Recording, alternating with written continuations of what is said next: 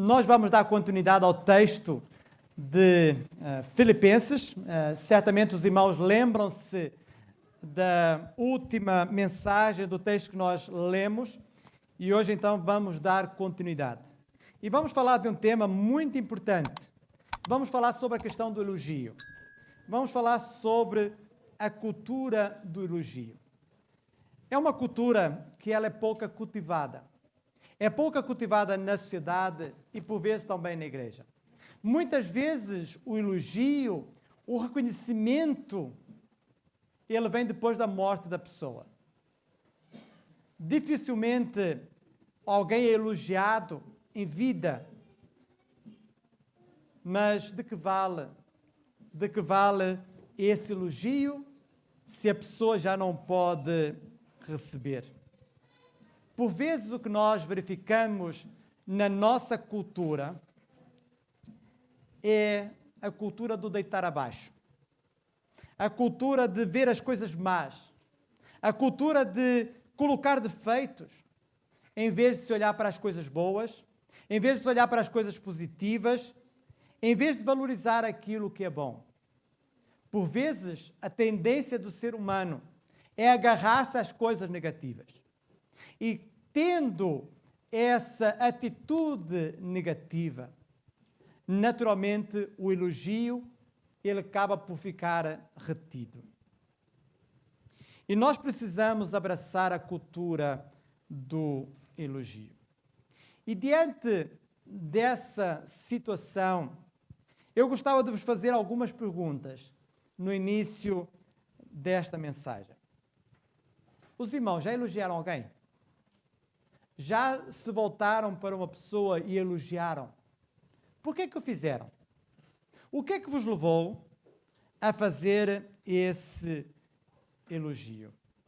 Quais as características ou ações que vos levaram a ter com uma pessoa e elogiar? Certamente por causa de alguma iniciativa que tomaram, por causa de alguma obra que realizaram, por causa de alguma coisa que disseram, por causa da mensagem que ouviram. Mas também podemos colocar a questão no sentido negativo. Já deixaram de elogiar alguém? Por que isso aconteceu? Será que foi por causa da sociedade? Porque a sociedade não cultiva esse tipo de cultura? Foi por causa da compreensão? Foi por causa da compreensão errada das Escrituras? Por que não o fizeram? E já alguma vez se arrependeram de não terem elogiado alguém? E quando o queriam fazer, já era tarde demais?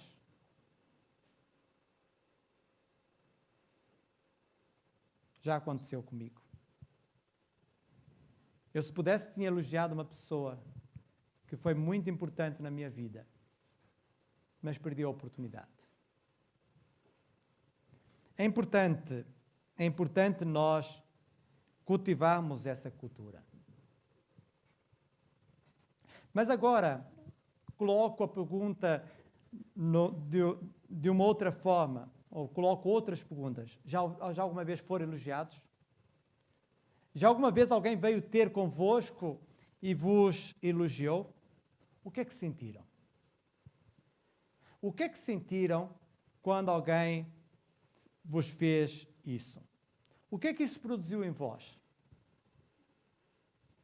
Certamente mais ânimo e mais dedicação.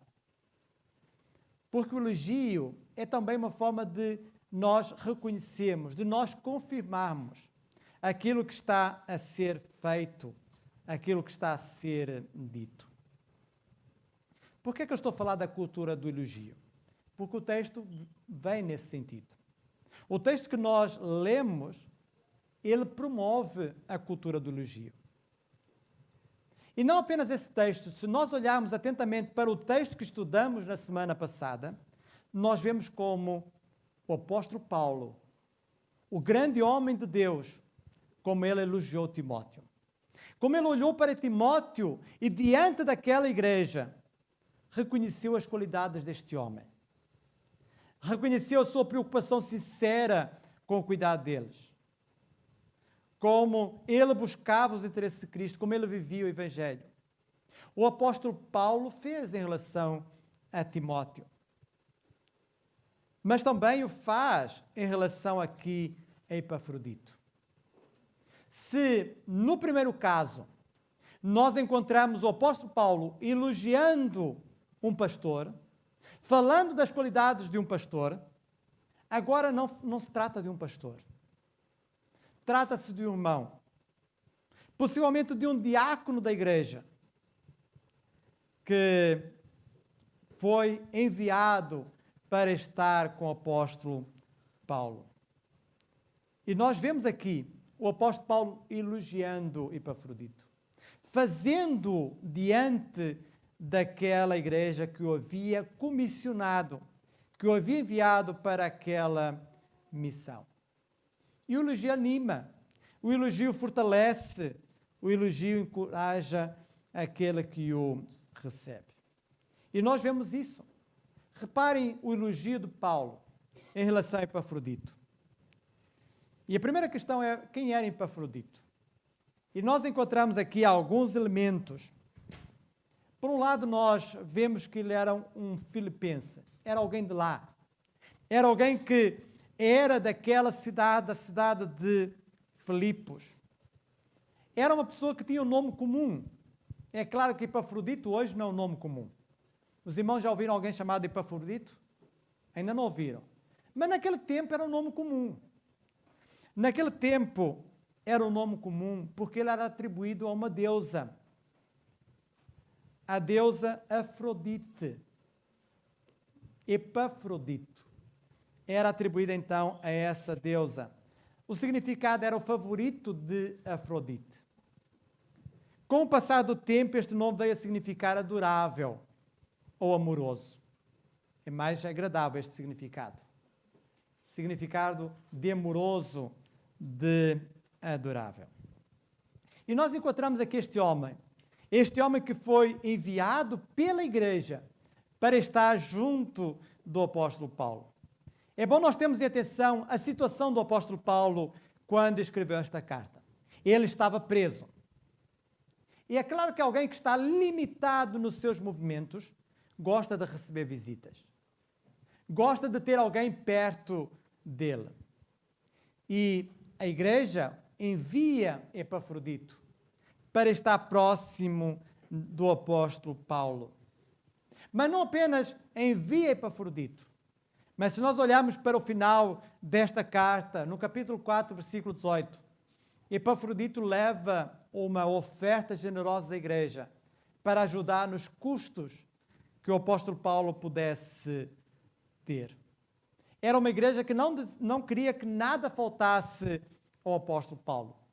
Que não lhe faltasse companhia, mas que não lhe faltasse também recursos para ele fazer face às lutas, fazer face às dificuldades que pudessem surgir. Ele foi o mensageiro da igreja, ele foi enviado pela igreja, era uma pessoa de confiança. E vejam só como o apóstolo Paulo vai caracterizar este homem. No versículo 25 nós encontramos então várias referências. Começa logo por dizer: julguei todavia necessário mandar até vós, Epafrodito, por um lado, meu irmão. Um irmão na fé. Alguém que partilhava da mesma fé, que partilhava do mesmo evangelho. E o apóstolo Paulo não tem qualquer dúvida em relação a este homem. Coloca esta característica logo no início. Porque a característica mais marcante é sermos irmãos uns dos outros. Ele refere, ele era claramente uma nova criatura. Aliás, o texto mostra-nos claramente isso. Mostra-nos como este homem tinha um coração transformado. Como este homem amava a Deus acima de todas as coisas. As suas ações demonstravam, era um verdadeiro irmão. Era alguém com quem o apóstolo Paulo podia contar. Mas ele vai continuando a descrever: meu irmão, meu cooperador. Era alguém que cooperava com o apóstolo Paulo na obra do Senhor. E cooperador é operar com. Possivelmente era alguém a quem o apóstolo Paulo pedia coisas. E Epafrodito fazia, atendia, procurava dar resposta àquilo que o apóstolo Paulo lhe fugia. Não era alguém que fugia a responsabilidades. Não era alguém que arranjava desculpas. Ele não colocava entraves no seu serviço. Era alguém que cooperava. Era alguém que ombreava com o apóstolo Paulo na obra do Senhor. Então ele era um irmão, era um cooperador, mas não só isso. O texto diz-nos mais. O texto também vai dizer que ele era um companheiro de lutas. Companheiro de lutas. Nós gostamos de ser companheiros, mas às vezes não das lutas. Mas Epafrodito era um companheiro de lutas. Era alguém que não fugia aos sofrimentos do Evangelho. Não sofreu aos sofrimentos por causa do Evangelho. Era alguém que pagava o preço pela sua fidelidade a Deus. Era alguém que não se condicionava pelos custos de anunciar o Evangelho, de viver o Evangelho. Ele não fazia caso da vida. O que para ele mais importava era a vida dos outros. Reparem no versículo 30. E esse versículo é forte, ele diz: visto que por causa da obra de Cristo chegou ele até às portas da morte e se dispôs a dar a própria vida para suprir a vossa carência de socorro para comigo. Vejam como ele não se importava com a sua vida, importava-se com a vida dos outros. Importava-se em cumprir a missão que a igreja lhe tinha dado. Mesmo diante daquela situação tão complicada pela qual ele passou. Mas também o apóstolo Paulo apresenta como uma pessoa que amava. Uma pessoa que amava os seus irmãos. Reparem o que diz o versículo 26. Visto que ele tinha saudade de todos vós e estava angustiado, porque ouvistes que adoeceu. Era alguém que tinha saudade deles. E era alguém preocupado com a situação dos seus irmãos ali em Filipos. Ele estava doente. Ele teve conhecimento de que a igreja tinha obtido informações acerca da sua situação, do seu quadro clínico. E ele ficou preocupado porque aquela situação que ele estava a viver poderia estar a causar tristeza para os seus irmãos ali em Filipos. Era alguém que estava mais preocupado com a situação dos seus irmãos do que com a sua própria situação. Uma pessoa bastante doente. O apóstolo Paulo vai dizer que ele esteve à morte, adoeceu mortalmente. No entanto, nós vemos aqui ele preocupado com seus irmãos que estavam lá em Filipos. Como é que eles estariam diante dessa informação que tinham recebido? E Epafrodito era alguém que olhava para os outros e não para si mesmo. Alguém que atentava para a necessidade dos outros. E o apóstolo Paulo dá boas referências acerca deste homem. Este homem que tinha sido o mensageiro da parte da igreja para atender às necessidades de Paulo. Então vemos aqui o elogio. O elogio que Paulo faz acerca deste irmão. Fala à igreja. Fala à sua igreja, para que a igreja então possa ter isso em consideração. E nós vemos aqui a situação pela qual ele passou. Nós vemos aqui o que lhe aconteceu em Roma. Nós vemos a descrição que Paulo faz no versículo 27. Diz: com efeito, adoeceu mortalmente. Deus, porém, se compadeceu dele, não somente dele, mas também de mim, para que eu não tivesse tristeza sobre tristeza. ele adoeceu mortalmente. Talvez ao chegar a Roma, e nós cremos que ele não fez a viagem para Roma doente, porque a igreja não iria enviá-lo se estivesse doente, mas é possível que lá em Roma tenha ficado doente. Não sabemos que tipo de doença teve. Nem eu consigo imaginar que tipo de doença ele pode ter tido. Mas ele ficou bastante doente. Era algo gravíssimo. O apóstolo Paulo temeu pela vida de Epafrodito. Mas Deus o restabeleceu. E tendo ele recuperado, ele estava pronto a regressar a casa. O apóstolo Paulo temeu pela vida deste homem. E eu fico a imaginar Paulo a orar por Epafrodito, a orar pela recuperação deste homem. Eu imagino até Paulo a pedir orações a outros irmãos para intercederem a favor de Epafrodito. Até mesmo a várias igrejas ele poderá ter feito para que então pudessem ter Epafrodito na sua lista de oração. Eu imagino que se Paulo tivesse redes sociais naquele tempo, ele mandasse uma mensagem a pedir uma corrente de oração por ele. Estava à porta da morte. Paulo temeu. Paulo achava que ia perder Epafrodito. No versículo 27, diz, porém, se compadeceu dele, não somente dele, mas também de mim. Mas Deus foi misericordioso. O apóstolo Paulo não estava preparado para perder uma pessoa especial como Epafrodito. Aliás, a forma como fala mostra que este homem era especial. Era um obreiro, era um servo, era um amigo, era um cooperador. Ele não estava preparado. Isso iria trazer tristeza. Aliás, tristeza sobre tristeza.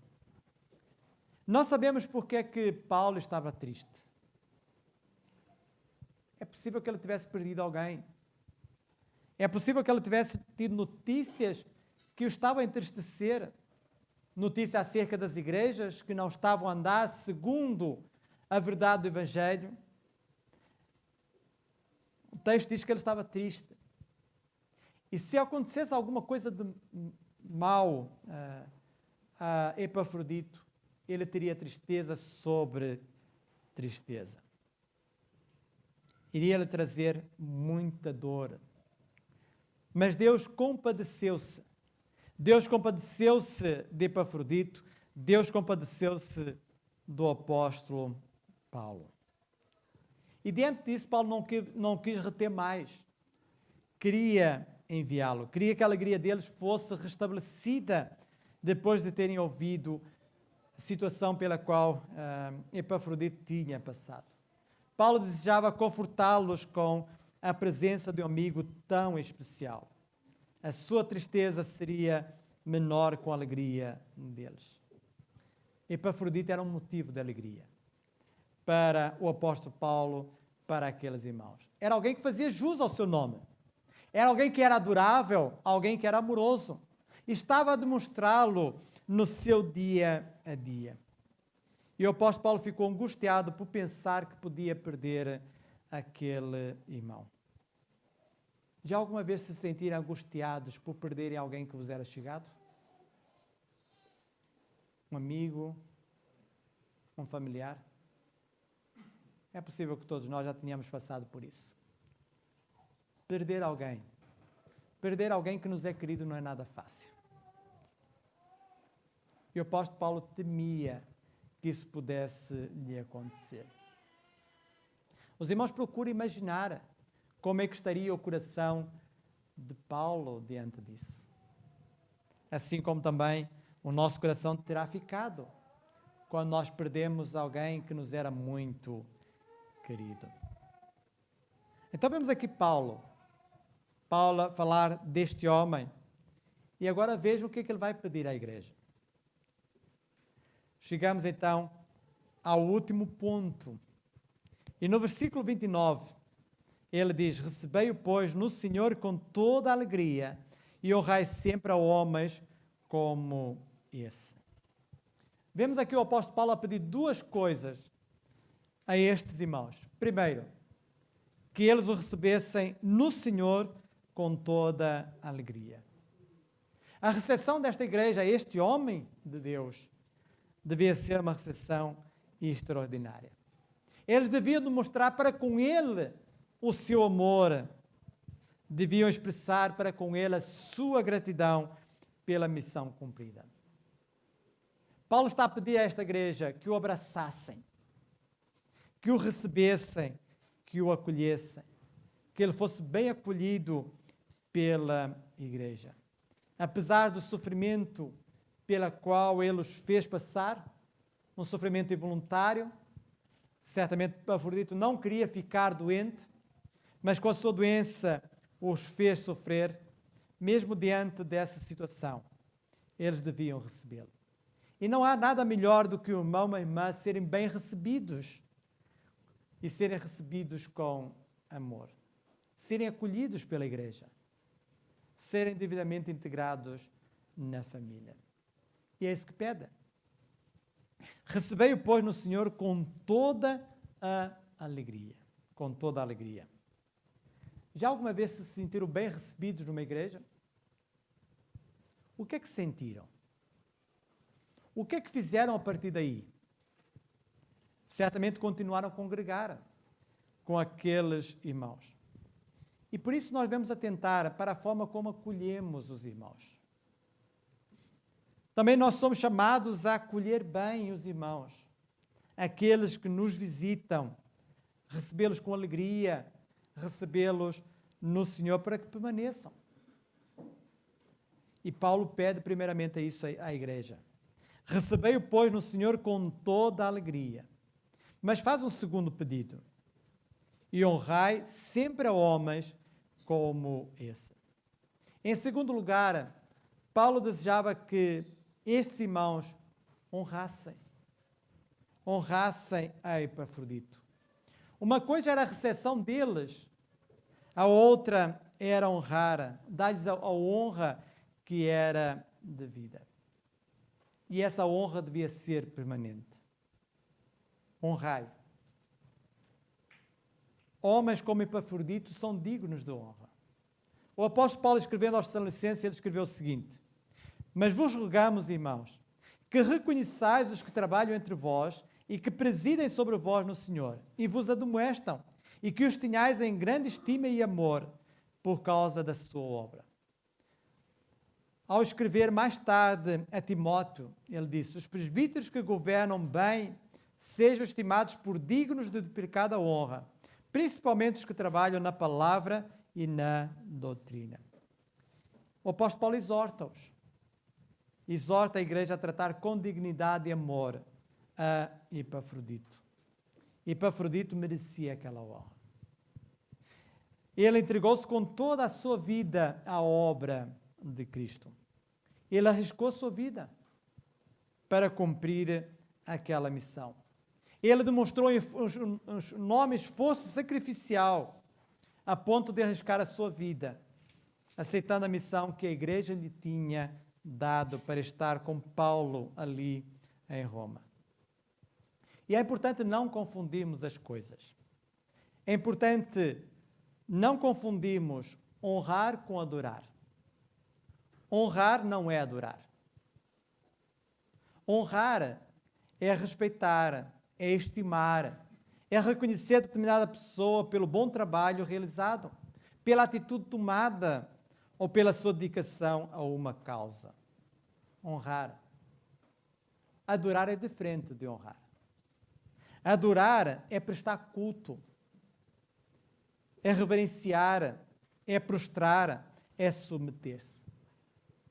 Nós somos chamados a adorarmos só a Deus, mas nós somos exortados a honrar. A honrar. Tal como aqui o apóstolo Paulo faz, tal como ele pede à igreja que estava ali em Filipos, para honrar sempre a homens como este. E nós vemos como este homem tinha o mesmo pensamento que Paulo.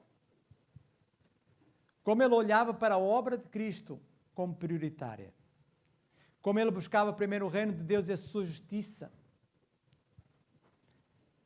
O apóstolo Paulo, quando se está a despedir dos crentes ali em Éfeso, ele fazendo um relatório daquilo que havia feito, ele vai dizer: mas em nada tenho a minha vida por preciosa, contanto que cumpra com alegria a minha carreira e o ministério que recebi do Senhor Jesus, para dar testemunho do Evangelho da graça de Deus.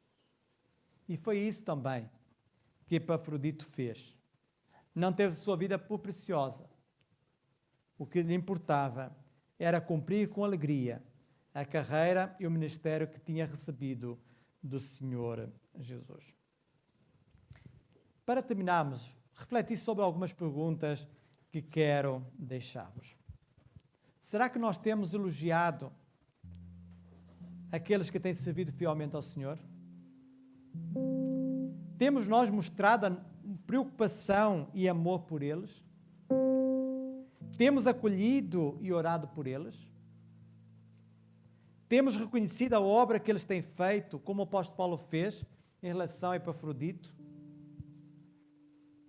Não deixemos de cultivar a cultura do elogio. Ela anima, ela fortalece e ela encoraja. Paulo fez.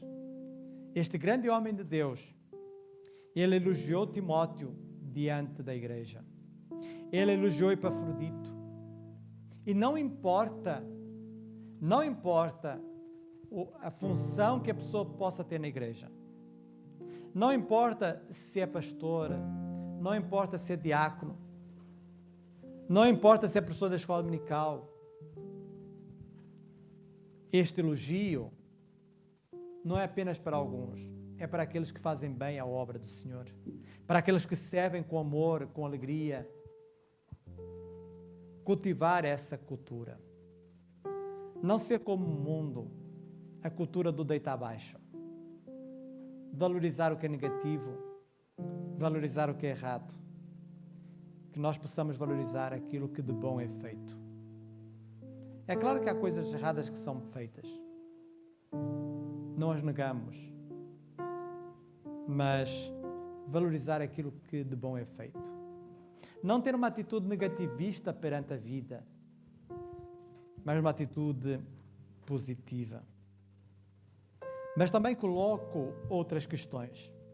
Será que nós temos sido como Epafrodito? Um verdadeiro irmão e um verdadeiro cooperador na obra de Deus? Um verdadeiro companheiro de lutas e uma pessoa preocupada com os irmãos? Que possamos ser amorosos e leais, não para sermos elogiados. Não estamos aqui para buscar o elogio, mas para que Deus receba toda a glória. Ao Epafrodito estar a ser elogiado, era sinal de que Epafrodito estava a fazer a obra do Senhor. E Deus estava a ser glorificado. Deus estava a ser glorificado pela entrega deste homem à causa do Senhor. É por meio dos verdadeiros crentes que o Evangelho é anunciado e o serviço de Deus é feito. Por isso que nós não deixemos de elogiar, não deixemos de dar o nosso melhor na obra de Deus, que por Jesus Cristo, que por Ele somente, nós possamos ser os melhores possíveis, quer na escola como no trabalho, na sociedade como na igreja, entre os familiares como entre os amigos.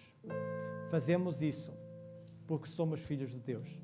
Fazemos isso porque queremos adorar o nosso Deus, que nos dá vida, que nos dá sabedoria, o nosso Deus que nos orienta em todas as coisas. Então que por Ele possamos fazer o melhor, Não que possamos desejar receber o elogio, mas que em Jesus Cristo nós possamos encontrar a motivação para o servir. Que Deus possa ser honrado e glorificado no nosso meio, através das nossas ações, por meio das nossas atitudes. Amém?